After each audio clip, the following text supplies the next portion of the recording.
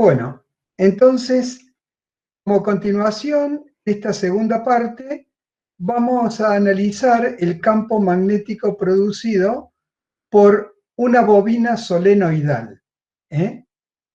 Que acá en la diapositiva aparece como solenoide. El nombre más correcto es bobina solenoidal, pero también se la puede llamar solenoide, ¿eh?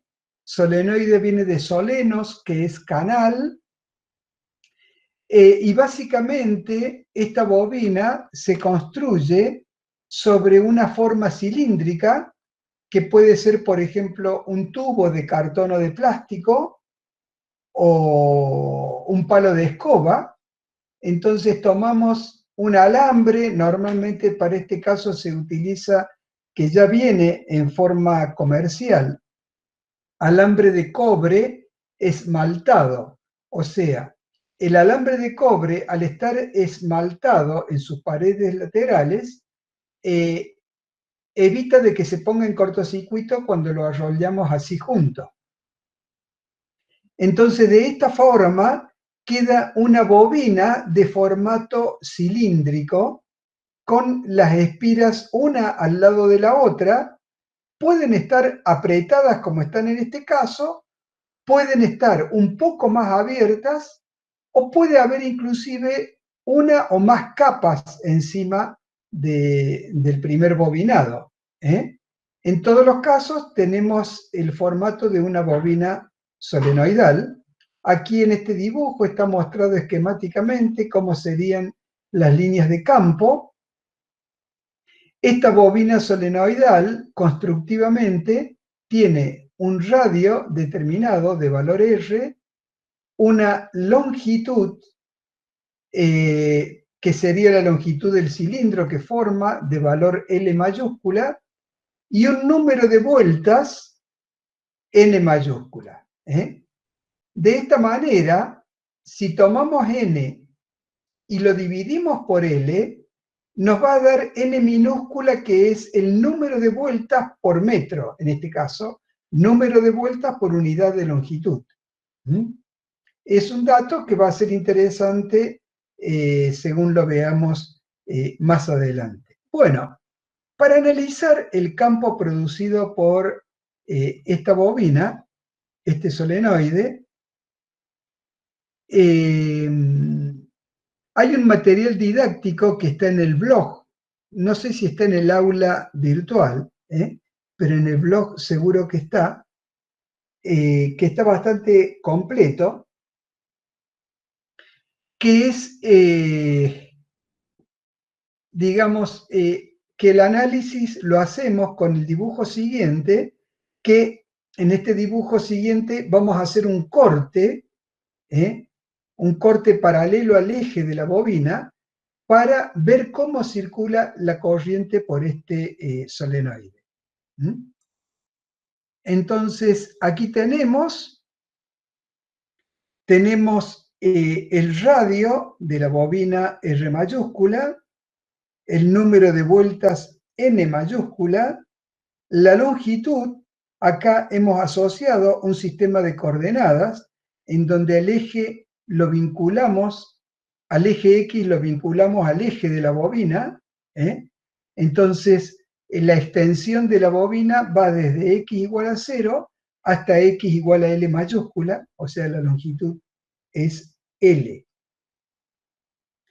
Y nosotros queremos calcular el campo en un punto, como se encuentra acá.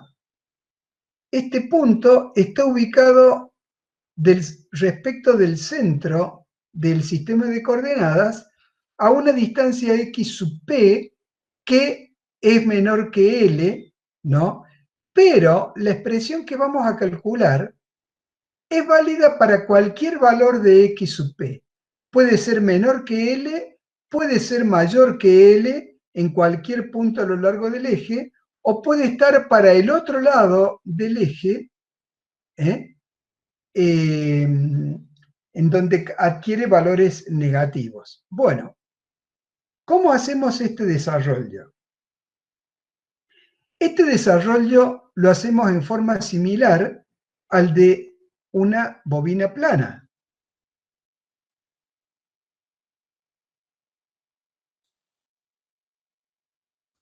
En una bobina plana teníamos que esta era la expresión final, en donde n era el número total de vueltas,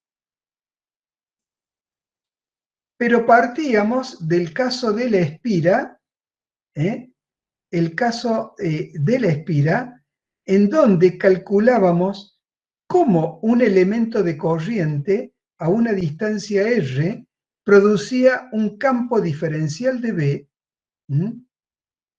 con una proyección en el eje diferencial de B sub x. Entonces, nosotros tenemos acá que a la distancia r del punto P vamos a tener un elemento de corriente.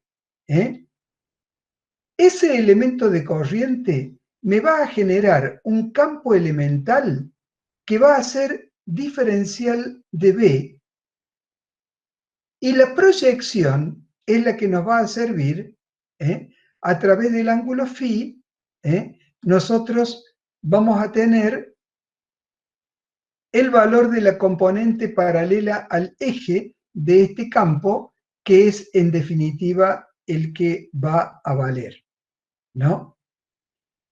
Muy bien, con ese campo lo multiplicamos por el número de espiras que hay en un trozo infinitesimal de extensión a lo largo del eje X, un trozo infinitesimal de solenoide, que va a ser de valor n minúscula por diferencial de X.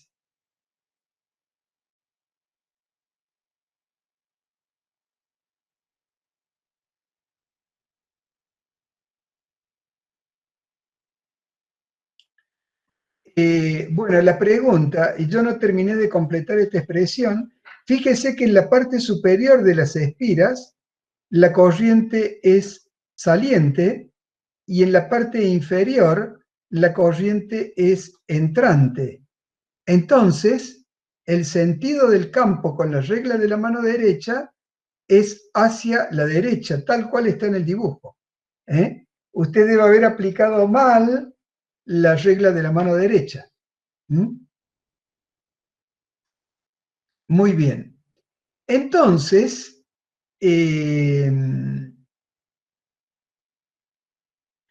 tenemos que para una espira, el campo elemental, el módulo del campo elemental, es mu sub 0 sobre 4pi por i diferencial de c. Este sería el diferencial de L, que como es sobre una curva, yo prefiero escribirlo como diferencial de c, por el seno del ángulo θ. El ángulo θ es el ángulo entre, acá lo vamos a ver mejor, el ángulo θ no es este ángulo, es el ángulo entre los dos vectores. Como acá hay un producto de los vectores, entre estos dos vectores el ángulo θ es pi sobre 2.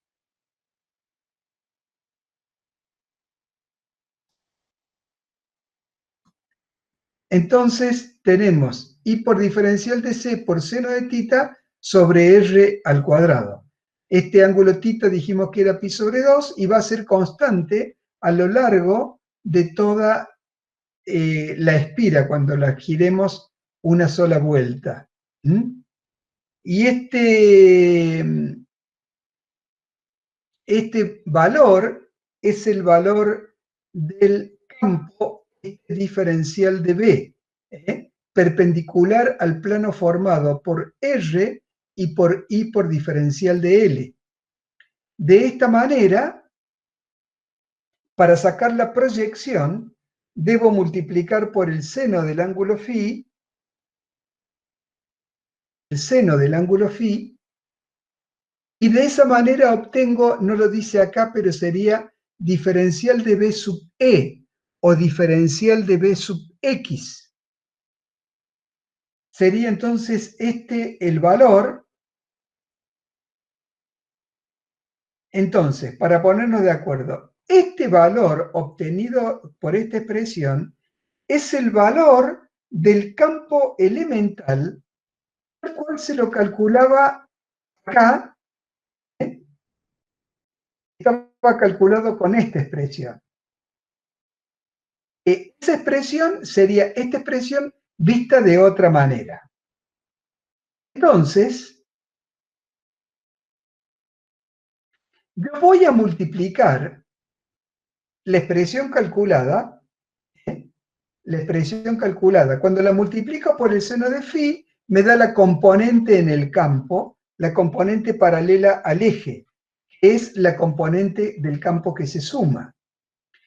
Ahora, a este valor diferencial de B de la componente del campo, yo lo voy a multiplicar por el número de espiras que hay entre dos planos infinitesimalmente próximos, diferencial de X. Evidentemente, una espira es una cantidad entera. No podemos fraccionar, hablar de fracción de espira. Pero si nosotros tenemos un número grande de espiras, podemos aproximar conceptualmente el número de espiras que hay en este tramo elemental como el valor de n por diferencial de x.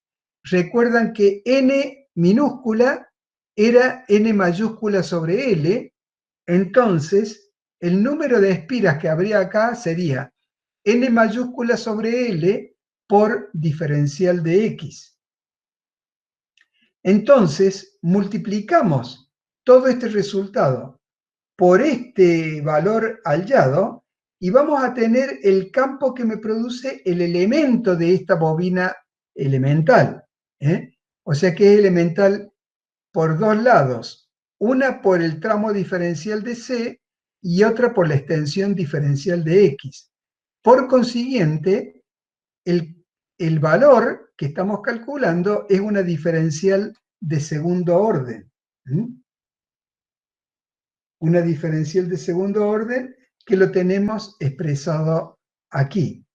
Entonces, para integrar, para hallar el valor total de este campo, la tenemos que integrar dos veces a esta expresión. Entonces me queda b igual a mu sub 0 sobre 4pi. Primero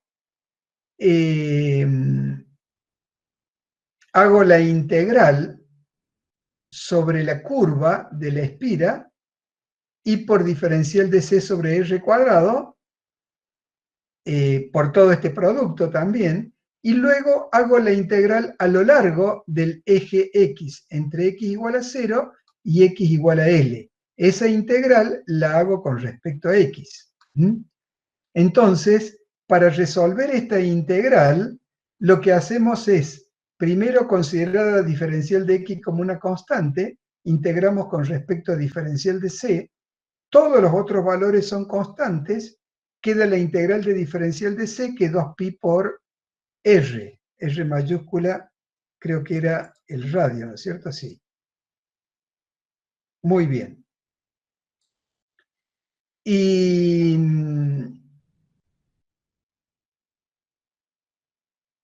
¿cómo efectuamos esta integral?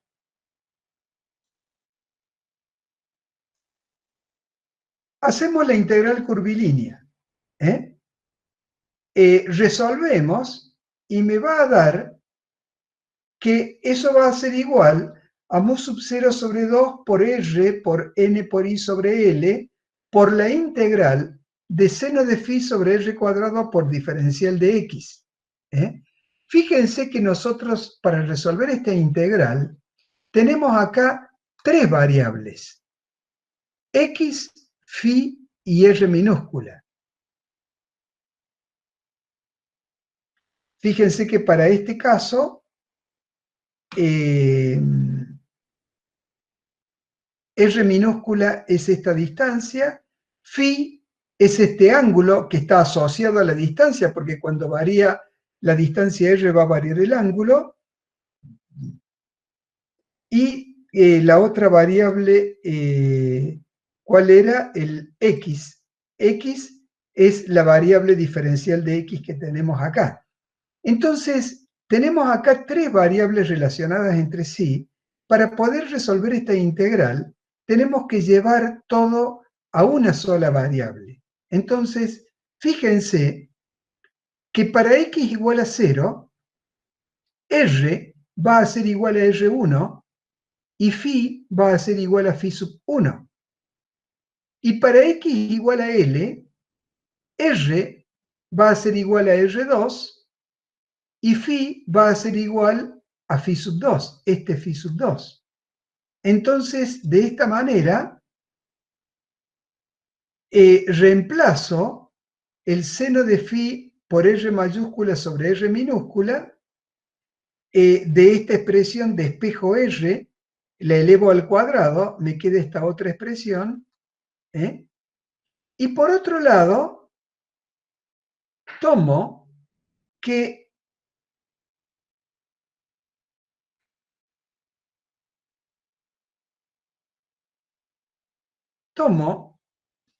la tangente de este ángulo phi,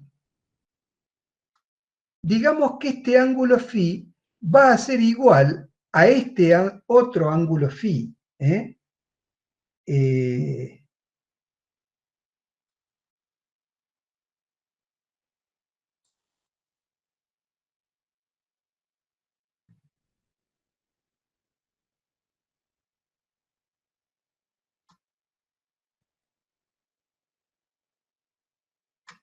Acá se repite el ángulo, perdón, está mal, es hasta acá. Acá se repite el ángulo phi por alternos internos. Entonces, la tangente de este ángulo phi va a ser seno sobre coseno.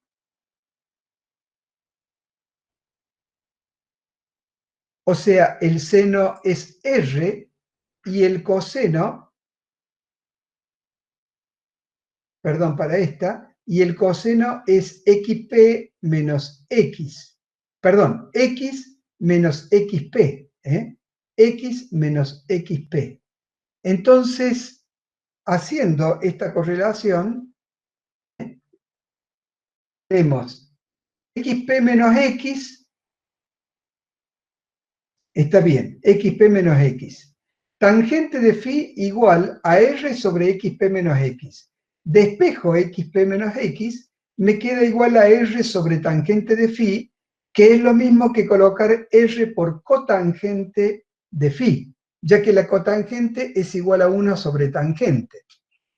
Entonces, diferencio ambos miembros. La diferencial del primer miembro es la diferencial del primer término menos la diferencial del segundo término. La diferencial de una constante es 0 y me queda menos diferencial de x. Y de esta manera, en el segundo miembro, yo este diferencial, el diferencial de la cotangente de x va a ser diferencial de phi por la derivada de la cotangente de x, que acá me dice que va a ser r por diferencial de phi sobre seno cuadrado de phi. El signo menos que estaba en el primer miembro lo pasamos al segundo miembro y me queda que diferencial de x es esta expresión. Con esta expresión de diferencial de x, yo reemplazo el diferencial de x que tengo acá. Y me queda todo, no todo. Tengo que reemplazar también r. R al cuadrado me queda también en función del ángulo phi. Entonces, todas las variables dentro de la integral me quedan en función del ángulo phi, menos los límites. Pero los límites, yo puedo ver que para x igual a 0, el ángulo phi va a ser phi sub 1, y para x igual a l, el ángulo phi va a ser phi sub 2. Entonces, puedo reemplazar todo esto, simplifico, y me va a quedar que b es menos mu sub 0 sobre 2 por ni sobre L por la integral entre φ1 y φ2 de seno de φ diferencial de φ. Esta es una derivada sencilla. La derivada de seno es menos coseno, valuado entre φ1 y φ2 va a quedar coseno de φ2 menos coseno de φ1,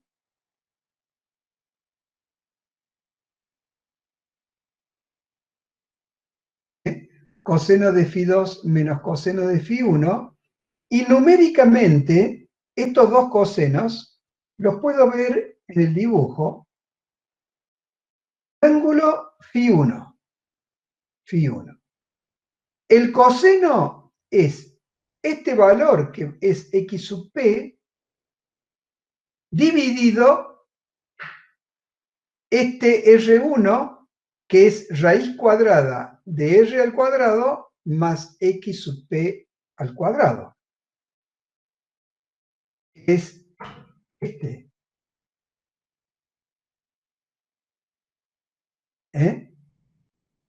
El ángulo φ1.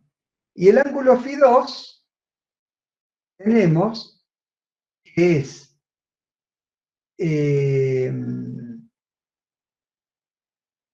L menos x sub p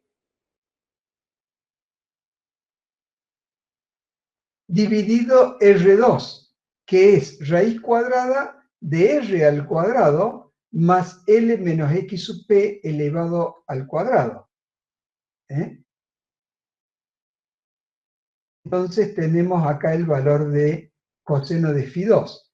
Reemplazo y obtengo esta expresión. Esta expresión me da el valor del campo en el punto B para cualquier valor de x sub p. Puede ser positivo, puede ser negativo, puede ser menor que L, puede ser mayor que L. Entonces, en cualquier punto del solenoide, yo puedo calcular la intensidad de campo con esta expresión. Hay algunos puntos típicos del solenoide, es por ejemplo la intensidad de campo en el centro del solenoide, que es donde va a adquirir el valor máximo, y también en la superficie límite del solenoide, tanto en el límite izquierdo como en el límite derecho. Entonces, para calcular en el punto medio, reemplazamos x sub p por L sobre 2. Para hallar en este punto, reemplazamos x sub p por 0, y para hallar en este otro punto, reemplazamos x sub p por L. Y de esta manera, tenemos el valor del campo del punto medio, está simplificado a esta manera, y el valor del campo en los extremos. En cualquiera de los dos extremos está expresado de esta otra forma. Pero bien, es interesante fijarse que este valor de campo está formado por este producto y por este factor encerrado entre corchetes que está relacionado con las dimensiones del solenoide, o sea, y el análisis en cada punto particular. Entonces podemos considerar a esto como un factor general que depende del punto considerado. Entonces, nosotros, para un caso concreto, en donde, fíjense acá, la longitud de este solenoide es 4 veces el radio, este es un formato particular de solenoide en donde la longitud es 4 veces el radio.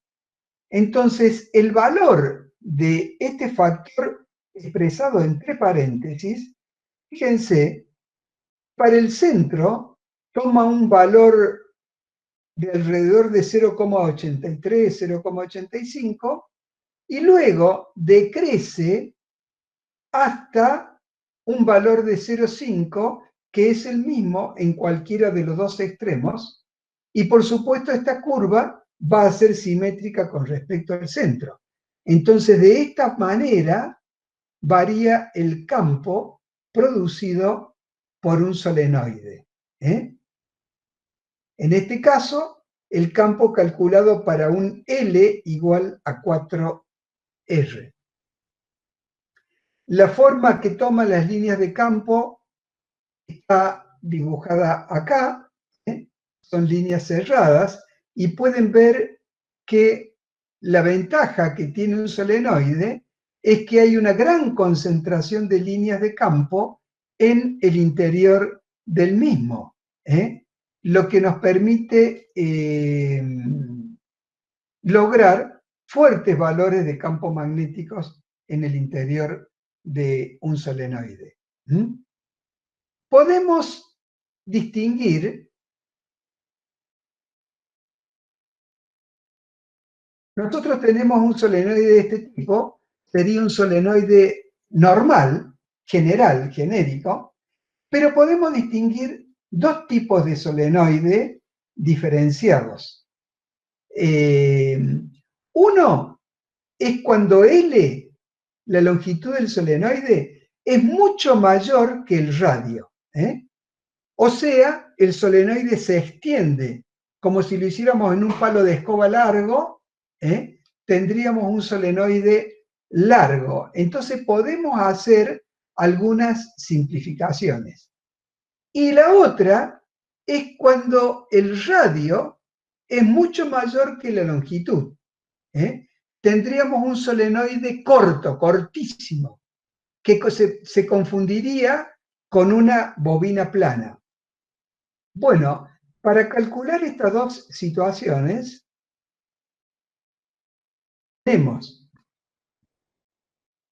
que para un solenoide largo, en donde R es mucho menor que L, el valor del campo en el medio es mu sub 0 por N por I sobre L. O sea, que fíjense, para un solenoide largo, mu sub 0 por N por I sobre L, queda esta expresión, lo encerrado entre paréntesis, prácticamente como igual a 1, en este caso a 2 porque se simplifica con este. Entonces, este valor toma un valor máximo, en un solenoide largo, este factor llega a pisar aquí el valor de 1, mientras que para los extremos vale casi exactamente la mitad de lo que vale en el centro. Para un solenoide largo. Para un solenoide corto, tenemos que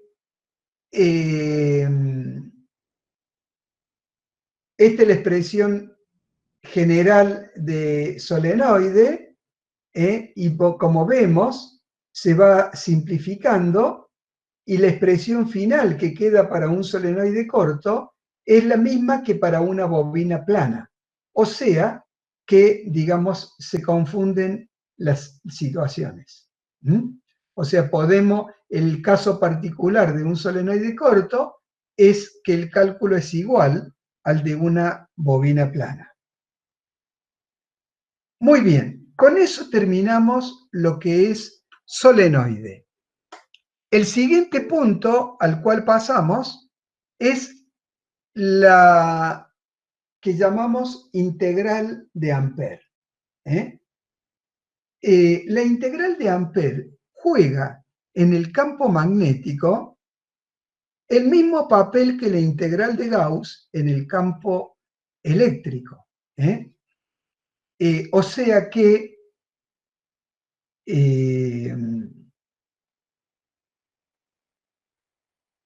así como la integral de Gauss es una herramienta que me sirve para calcular situaciones en donde normalmente no la podría calcular con el campo coulombiano, con la integral de Ampère yo hago lo mismo, pero para el caso del campo magnético. Entonces,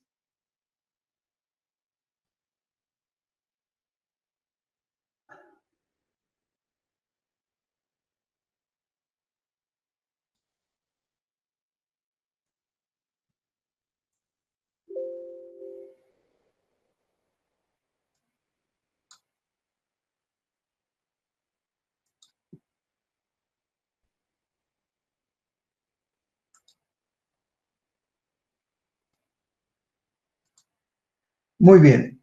Entonces, bueno, acá la integral de Ampère está puesta con el nombre de ley de Ampère. En realidad no es una ley.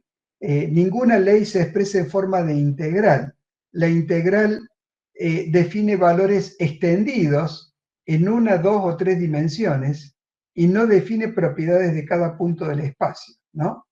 Entonces, lo que vamos a hacer es, pasamos a la próxima diapositiva, ¿eh? Vamos a explicar la ley de Ampère a través del campo producido por un conductor. Profe, disculpe, no se ven las diapositivas. Ah, sí, sí, la había... ¿No se está viendo ahora? No, no, se ve usted nomás.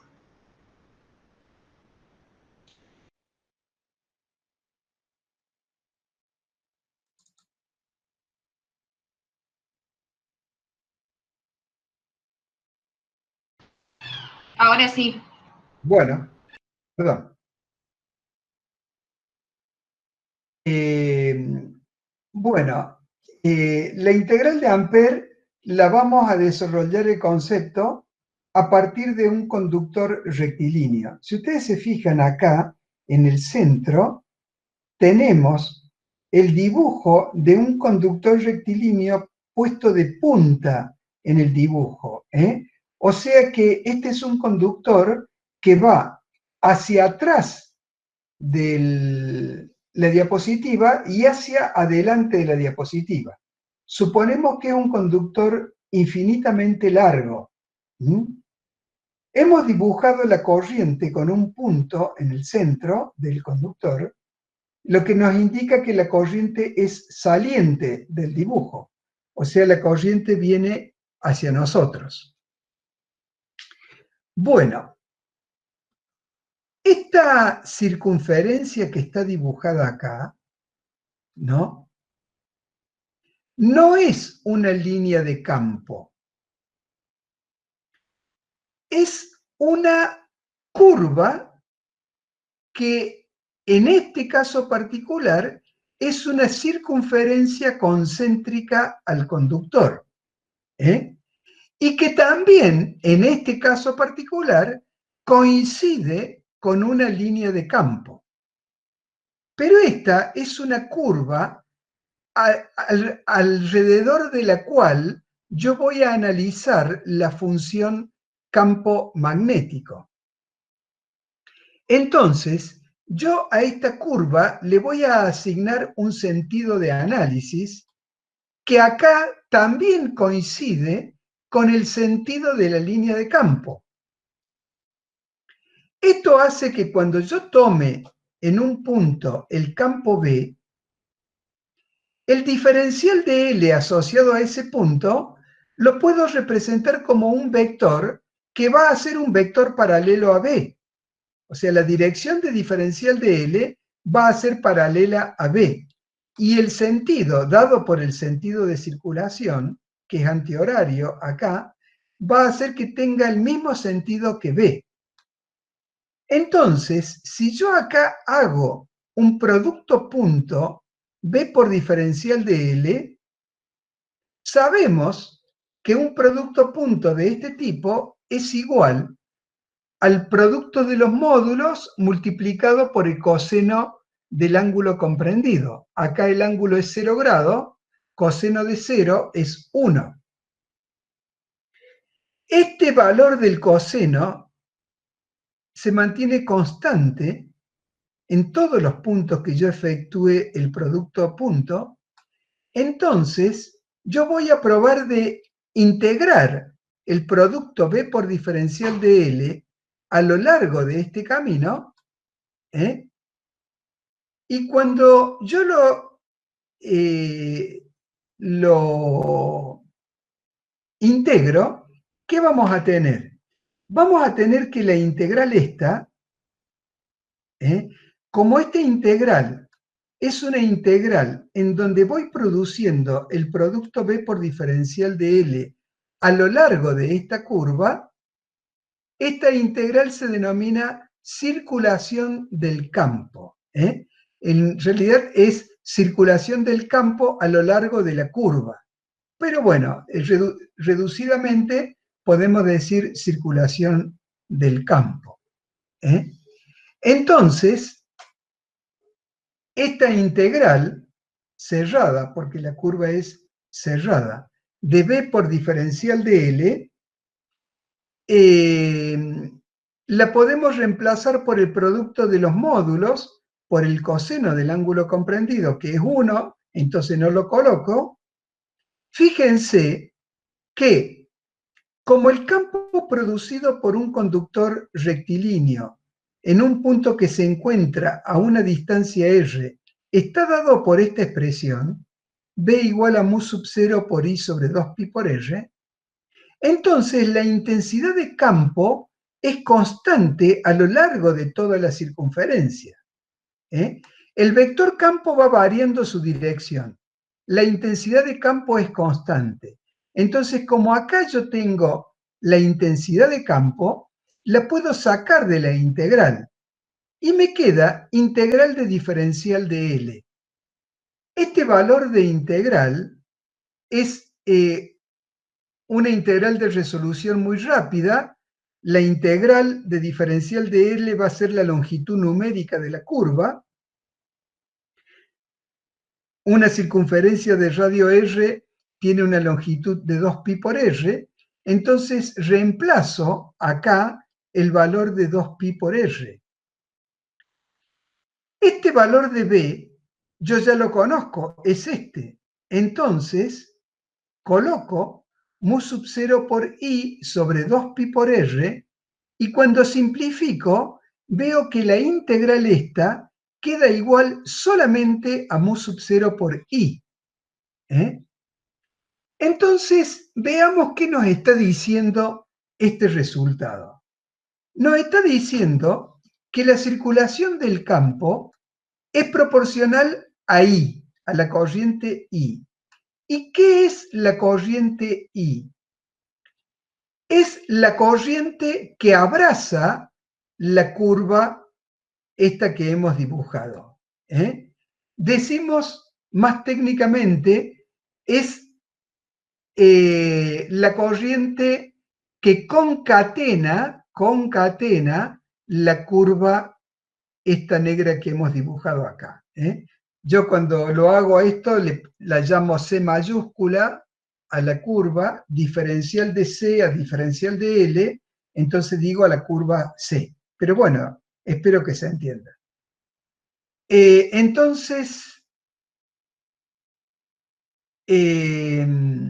Entonces, decimos que la curva concatena a la corriente I, o también podemos decir que la corriente I está concatenada por esta curva. Entonces, la circulación del campo es proporcional a la corriente que concatena la curva. Y obtenemos como resultado este valor, mu sub 0 por I. En el resultado final no interviene para nada la forma de la curva. Esto quiere decir que el resultado de la circulación del campo es independiente de la forma de esta curva. Yo, por ejemplo,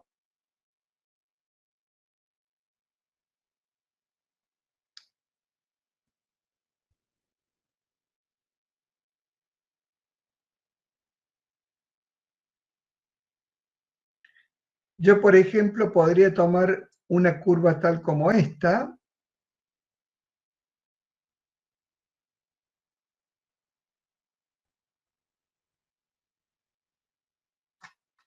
Le doy el mismo sentido de circulación.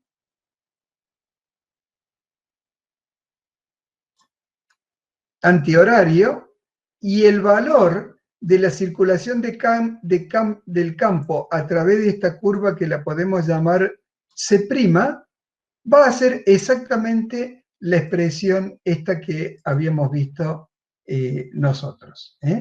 O sea, de que esto lo puedo generalizar para una curva de cualquier forma lo que importa es que la curva concatene a la corriente. Bueno, ¿qué hubiera pasado si yo, en lugar de analizar esta curva en sentido antihorario, en donde diferencial de S se me hace paralelo, diferencial de L se me hace paralelo a B, la circulo en sentido contrario? Si la circulo en sentido contrario, vemos que los vectores tienen sentido opuesto. Por lo tanto, el ángulo comprendido deja de ser 0 y pasa a ser un ángulo de valor pi, o sea, 180 grados. El coseno de pi es menos 1.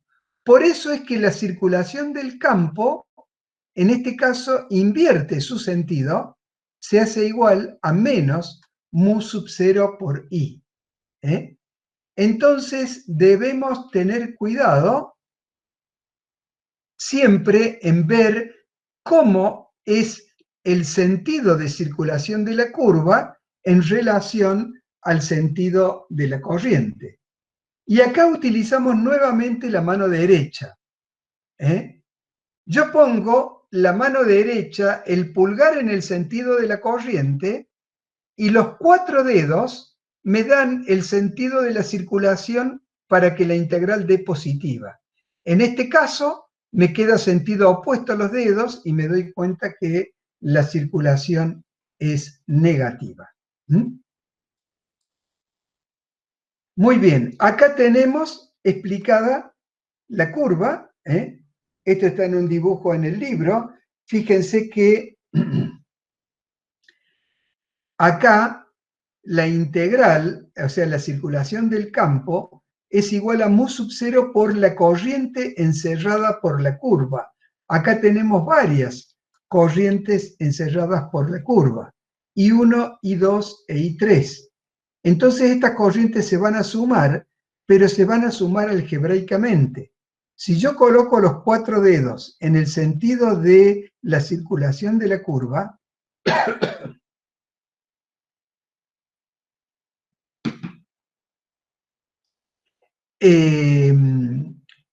entonces, cuando el sentido del pulgar coincide con el sentido de la corriente va como positiva. Así que acá I encerrada sería más I1 menos I2 más I3. Sería, y acá lo estamos viendo en este segundo, el valor de la corriente encerrada. Esta sería una vista en corte. Entonces acá las corrientes concatenadas son 3, I1, I2 e I3. Muy bien. Si tuviéramos una curva tal como esta, que está circulando en sentido antihorario, el conductor lo tenemos por acá. Sabemos que esta curva está formada por 2 direcciones radiales, que son las de los extremos, y 2 arcos de circunferencia que tienen radio R1 y R2. Entonces, podemos separar esta integral de B por diferencial de L, la podemos separar en 4 partes. Una parte para cada tramo de la curva.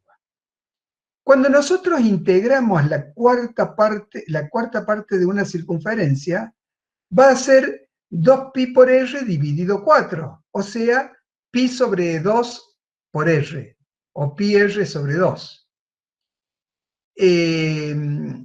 Entonces, vamos a ver que en las 2 direcciones radiales, los vectores son perpendiculares entre sí. Los vectores de este producto punto son perpendiculares, por lo tanto, esta sumatoria de B a C va a dar 0 y la sumatoria de D a A va a dar 0.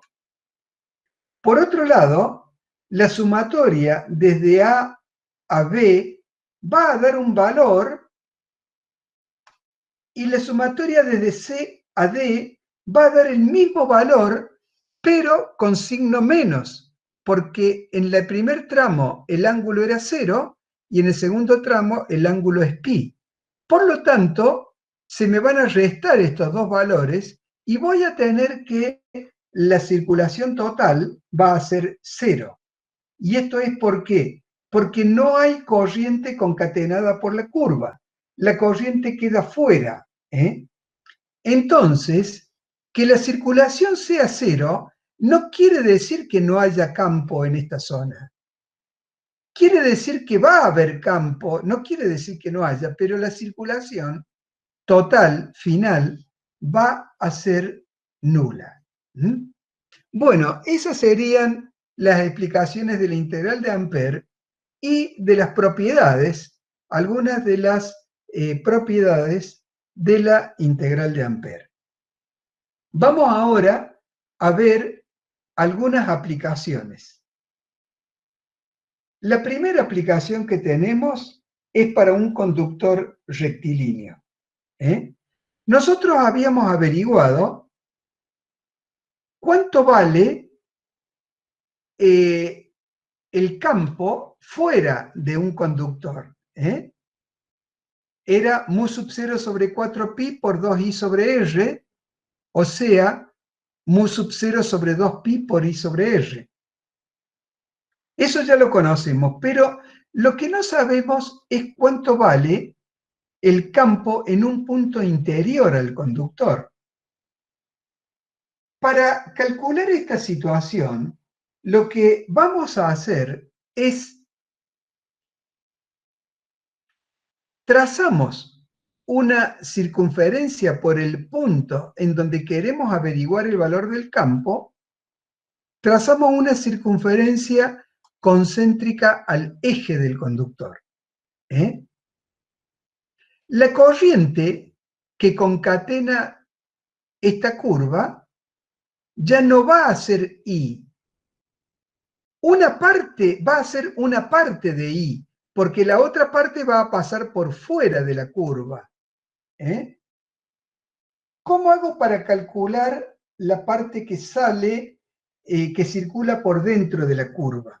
Bueno, tendría que definir la densidad de corriente, que era I sobre S.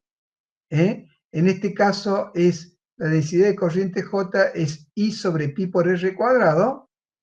Y la parte encerrada es pi por R minúscula al cuadrado, ¿no?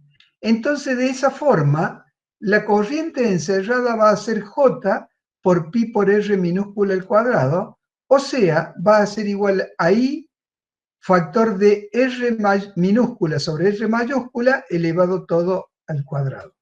De esta manera, tengo mu sub 0, tengo la corriente I que me da este valor, tengo la integral del diferencial de L y despejo el valor del campo. Entonces, con este valor de campo, yo veo que para R igual a 0, el campo va a ser 0. Entonces, voy a tener que el campo en el interior del conductor va a ser el módulo 0 en el centro, va creciendo linealmente. ¿Linealmente por qué? Porque esta expresión varía solamente con la variable R minúscula, hasta llegar a un valor máximo para R minúscula igual a R mayúscula. Y acá se confunde con la curva por fuera, entonces continúa el campo ya decreciendo con una hipérbola de primer orden. Esta es la forma como varía el campo en el interior de un conductor, que lo hemos definido aplicando la integral de Ampère. La segunda aplicación es para un solenoide, pero no cualquier solenoide, solamente cuando tenemos el caso de un solenoide largo. Entonces, nosotros tenemos acá los sentidos de las corrientes.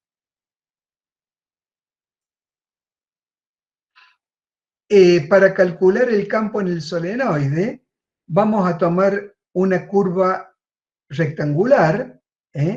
Esto que está acá cruzado indica que esta distancia está fuera de escala.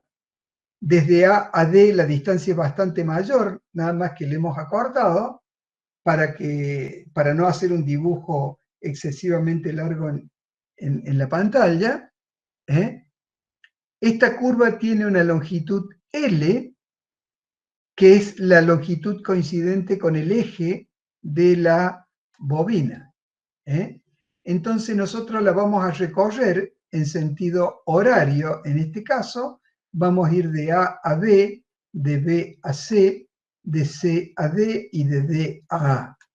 Entonces, cuando nosotros hacemos la circulación del campo, esta integral, vemos que la podemos separar en 4 integrales.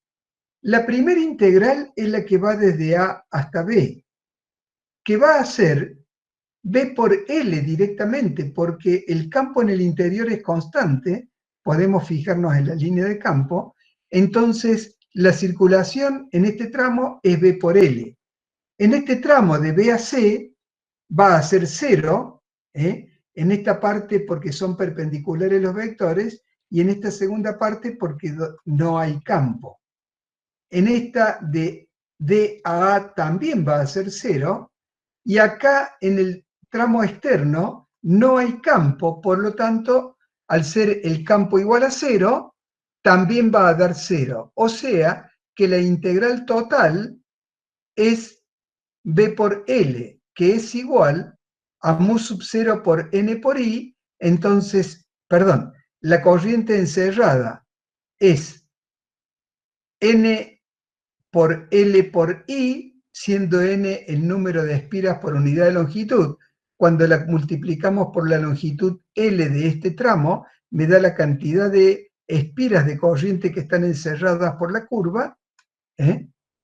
Entonces lo multiplicamos por el valor de la corriente de una de las espiras y me da la corriente total encerrada.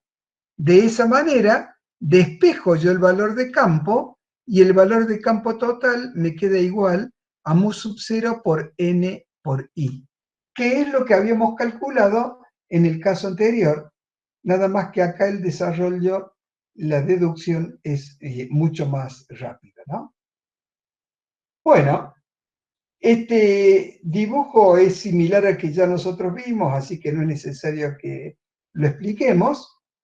Y pasamos a ver la última aplicación. Antes de verla, vamos a decir que la aplicación es la de una bobina toroidal. ¿Qué es una bobina toroidal?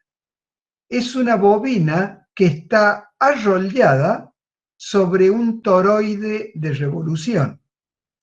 Un toroide de revolución es un aro, un aro o anillo de sección circular es un toro de revolución. Si yo sobre este anillo voy bobinando alrededor del mismo todo a lo largo del anillo, obtengo una bobina toroidal que muchas veces se llama también toroide. Acá, en este caso, le pone el nombre de solenoide toroidal porque si yo armo un solenoide largo de cierta longitud, por ejemplo en un palo de escoba, después saco el palo de escoba y junto a los extremos del solenoide, se me arma una bobina toroidal, ¿se dan cuenta? Entonces por eso es que acá lo denomina así. Acá por razones de sencillez, en lugar de que el toroide sea de sección circular, acá usa uno de sección rectangular. Fíjense cómo está arrollada la bobina y cómo circula la corriente. Ven que la corriente circula hacia abajo por la parte interior y hacia arriba por la parte exterior. Entonces, si yo quiero ver esta bobina estas espiras de corriente las quiero ver en corte, tendríamos una vista como esta, en donde en la parte externa se ven las corrientes salientes por la espira, en la parte interna se ven las corrientes entrantes. Entonces, bueno, vamos a analizar cuáles son los valores de campo haciendo la circulación en 3 curvas diferentes. La primera curva va a tener un radio menor que el radio mínimo del toroide. Entonces, en esta primera curva, cuando hacemos la circulación que está en sentido horario, esta circulación me va a dar 0. ¿Por qué? Porque esta primer curva no tiene no encierra corriente, o sea, no concatena corriente. Por lo tanto, el campo es 0. Al ser la circulación 0, el campo es 0. Entonces yo puedo decir que en el espacio que está dentro del toroide no hay campo magnético. Si ahora nos vamos al núcleo, al interior del núcleo del toroide, tenemos esta segunda curva. Esta segunda curva tiene un radio R que puede variar entre el radio mínimo, que es el de las espiras, la parte interna de las espiras, y un radio máximo, que es la parte externa de las espiras. Entonces, entre estos dos radios, aplicamos la integral de Ampère y vamos a ver que la corriente encerrada es la corriente que circula por la parte interior de las espiras. Como la bobina tiene n vueltas y la corriente es de valor I, la corriente total concatenada por esta curva va a ser n por I. Entonces, esta integral va a ser igual a mu sub 0 por n por I. Operando y calculando el valor de B, vamos a tener que la intensidad de campo B va a quedar igual a mu sub 0 por n por I sobre 2pi por r. Quiere decir que dentro del toroide el campo magnético no es constante.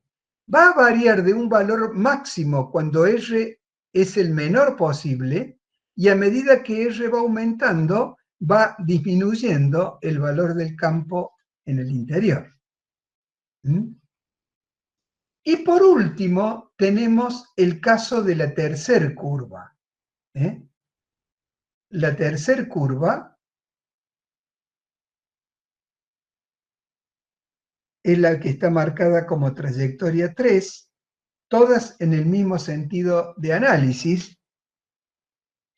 Veamos, cuando aplicamos la integral de Ampère en esta tercer curva, ¿cuál es la corriente encerrada? Fíjense que encierra las n vueltas de la corriente entrante, que sería n por I, y las n vueltas de las corrientes salientes, de la corriente saliente por las espiras, que sería menos n por I. Entonces, la suma total va a ser n por I menos n por I igual a 0. Por lo tanto, la circulación es 0, lo que quiere decir que el campo magnético B es 0 por fuera del toroide.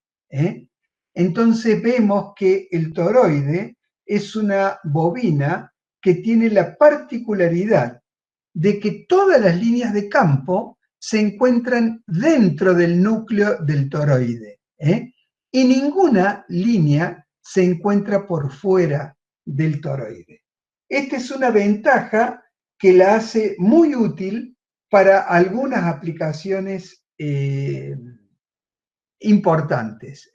Por ejemplo, si uno quiere fabricar un transformador para dejarlo en una zona en donde es particularmente sensible a los campos magnéticos, lo mejor es fabricar el transformador con un núcleo toroidal, para que de esta manera no haya campo magnético disperso por el exterior. Bueno, con esto entonces terminamos el capítulo de fuentes de campo magnético.